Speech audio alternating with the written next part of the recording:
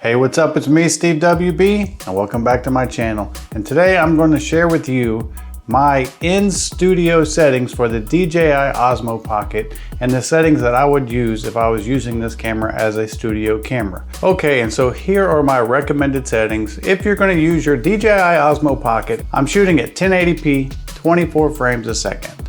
I have my shutter set at 1/50th. The white balance is set at 5600 and the ISO is set at 800.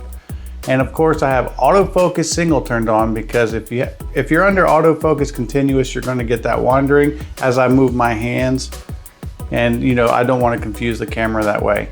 And then for audio, I am using the Rode Video Micro on the tripod, and I'm also using the Rode Wireless Go as a lapel mic. I'm mixing those two together with a Comica audio mixer that you get for like $52. And of course, I'm using the Freewell wide angle lens on the DJI Osmo Pocket. So just tell me what you think about these settings and if it's something that you could use as an in-studio camera. And as always, if you like this video, give it a thumbs up. If you like my channel, please subscribe. I'm SteveWB and I'm out.